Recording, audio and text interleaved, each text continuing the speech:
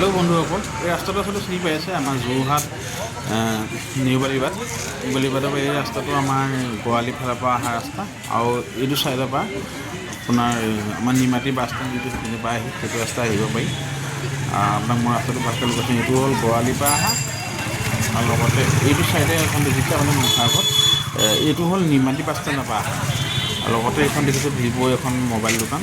তাতে আমাৰ দাঁতৰ ডক্টৰ যিহেতু নিতুমণি হাজৰিকা বাইদেউ, তেখেত যোৰহাটৰ এজন ভাল দাঁতৰ ডক্টৰ হয়, চিকিৎসক, বহুত ভাল চিকিৎসা কৰা। লোকেশ্যনটো মই আছে দিছোঁ, তেখেতৰ ওচৰত মই যাব বিচাৰিছোঁ আচলতে বিশেষ এটা কাৰণ।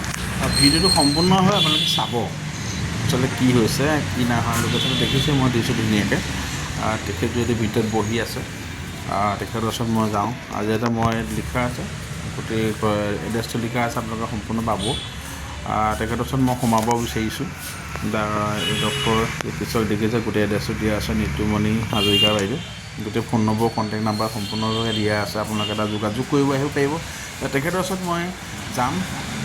আচলতে মোৰ নিজৰ এটা প্ৰব্লেম, যিহেতু এখন তেওঁৰ চিকিৎসক দাঁতৰ তেখেতৰ এখন চেম্বাৰ নিজৰ। আৰু মই লোকেশ্যন আকৌ এবাৰ দেখাই দিছোঁ আপোনালোকক যে এই ইফালৰ পৰা গোৱালিৰ পৰা আহি আৰু নিমাতী বাছ ষ্টেণ্ডৰ পৰা এই মাজতে এখন ভিভ'ৰ দোকান আছে, তাৰ হাত পাৰ এখন কাপোৰৰ পাইছে। সেয়া বাইদেউ যিহেতু বহি আছে, যিহেতু মই তাৰ আগতে আপোনালোকৰ যিটো এড্ৰেছটো মই দি দিছোঁ, আহিব পাৰিব সকলোৱে। আচলতে ভাল তেখেতে মোৰ এটা দাঁতৰ প্ৰব্লেম হৈছিল, যিহেতু বহুত 10 বছৰ আগতে মোৰ আচলতে দাঁতটো ভাগিছিলে। ভগাৰ কাৰণে মই আজি বাইদেউৰ ওচৰত আচলতে মই আহিছোঁ। তেখেতে কি ধৰণে মোৰ দাঁতটো আচলতে কৰে ভয়ো লাগি আছে মনতে, আচলতে কেনেকুৱা ধৰণৰ চিকিৎসক হয়। আচলতে মই তেখেতে মোক বেডত শুৱালে, আচলতে কি লগাইছে এইখন মোৰ নিজে আচলতে ভয় ভাৱ হৈ আছে। কোনোদিন আচলতে পোৱা নাই দাঁতত, মানে কোনো ফ্ৰেকচাৰ নহ'বৰ কাৰণে আচলতে ইয়াত মেডিচিন দি দিছে। মই ধুনীয়াকৈ বস্তুটো তেখেত ডক্টৰৰ লগত আছে, তেওঁলোকে মোক গোটেইখিনি কৰিছে। দাঁতৰ যিটো ইনফেকশ্যন, মোৰ আচলতে দাঁতৰ পৰা তেজো ওলাইছিলে, ভাল হৈছিল বাৰু। তাৰ উপৰি মই বাইদেউৰ ওচৰত যাবলৈ বিচাৰিলোঁ। তেখেতে সুন্দৰভাৱে মোৰ আচলতে গোটেই দাঁতখিনি কামখিনি কৰি আছে, আপোনালোকে চাব।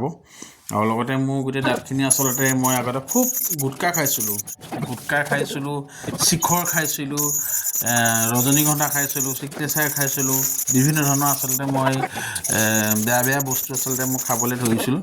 তাৰ ফলত মোৰ গোটেই দাঁতখিনি ইনফেকশ্যন হৈ গ'ল। ইনফেকশ্যন হোৱাৰ লগে লগে মোৰ গোটেই দাঁতবিলাকত মানে পাথৰ হৈ গ'ল।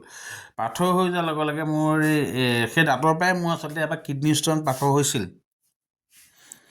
কিডনী ষ্ট'ন পাথৰ সেই দাঁতৰ পৰাই আচলতে হয়। বেমাৰবিলাক আচলতে আমাৰ সম্পূৰ্ণ খোৱা খাদ্যৰ ওপৰত, আমি দাঁতকেইটা যদি ভালকৈ চাফা নকৰোঁ, সম্পূৰ্ণ দাঁতৰ পৰাই আমাৰ সম্পূৰ্ণ বেমাৰখিনি হয়। সেইকাৰণে মই বাইদেউক গোটেই কথাখিনি ক'লোঁ। বাইদেউক গোটেই কথাখিনি কোৱাৰ লগে লগে বাইদেউ সুন্দৰভাৱে মোক গোটেই দাঁতখিনি চাফা কৰি ধুনীয়াকৈ মোক গোটেই ভিতৰত যিমান পাথৰ আছিল দাঁতৰ, গোটেই দাঁতৰ যিখিনি পাথৰখিনি সম্পূৰ্ণভাৱে মোক তেখেতে চাফা কৰিছে। কি সুন্দৰকৈ ধুনীয়াকৈ চাফা কৰিছে। আৰু তাৰ আগতে মই এটা মাজতে কথা এটা ক'ব বিচাৰোঁ। বাইদেউ আচলতে বাইদেউৰ ওচৰত এইটো কাৰণে মই সকলোকে আহিবলৈ এইটো কাৰণেই কওঁ, বাইদেউ বহুত সুন্দৰভাৱে আচলতে কামখিনি কৰে। কোনো ভয় কৰিবলগীয়া বা মনত কিবা ভয় কৰিবলগীয়া কথা নাই। আৰু বাইদেৱে বহুত ধুনীয়াকৈ কাম কৰে। আৰু লগতে তেখেতে ধুনীয়াকৈ এজন চিকিৎসক হিচাপে এজন ৰোগীক কেনেকৈ আচলতে বুজাব লাগে, আচলতে মই সেইটো তেখেতৰ পৰা শিকিলোঁ। এজন চিকিৎসকে আচলতে ৰোগী এজনক কিমান ধুনীয়াকৈ বুজায়, তেখেতে ইমান ধুনীয়াকৈ কথাখিনি কয়, আচলতে বহুত ভাল। আৰু দাঁতত আচলতে কি সোমোৱাইছে কি নাই কোৱা, মোৰ আচলতে বহুত ভয় লাগিছিল। কিন্তু ভয় লাগিছিল যিহেতু তেখেতৰ কাৰণে মই ভয় ভাৱটো নোহোৱা হৈ গ'ল। তেখেতে ইমান ধুনীয়াকৈ কাম কৰে। আচলতে মই সকলোকে অনুৰোধ জনাওঁ, বাইদেউৰ ওচৰৰ লোকেশ্যনটো দিছোঁ, সকলো আহিব। ফোন নম্বৰ, কণ্টেক্ট নম্বৰ সম্পূৰ্ণভাৱে এটা দিয়া থাকিব। আপোনালোকে সেইখিনি নকৰিলেও যোৰহাটৰ পৰা আপোনালোকে নিমাতী বাছ ষ্টেণ্ডৰ পৰা লেফ্ট ছাইডে লোৱাৰ পিছতেই নিতুমণি হাজৰিকা বুলি তাত লিখা থাকে। আৰু নেক্সট গোৱালিৰ পৰা আহিলেও সেই আপোনাৰ এই ভিভ' যিখন আমাৰ বিল্ডিং আছে, তাতে তাৰ ওপৰত গ'লে তাত নিতুমণি হাজৰিকা বাইদেউ বুলি ডক্টৰ চিকিৎসক লিখা থাকে, দাঁতৰ ডক্টৰ। তেওঁলোকৰ ওচৰত গ'লেই হ'ল। যোৱাৰ পিছতে মানে তেওঁ গোটেই লোকেশ্যনটো সম্পূৰ্ণভাৱে আপোনালোকে পাব। আৰু বহুত সুন্দৰভাৱে মোক আচলতে তেখেতে কামখিনি কৰালে আচলতে ইমান সুন্দৰকৈ কাম কৰিছে আচলতে মই গমেই নাপালোঁ আৰু মোৰ দাঁতটো এনেকুৱা হ'ল মানে বহুত ইনফেকশ্যন হৈ গৈছিল গোটেই মোৰ নিজৰ যিটো দাঁতখিনি গোটেই দাঁতখিনিতো বেয়াটো হৈছিল যিটো দাঁত ভাগিছিল সেই দাঁতটো ভগা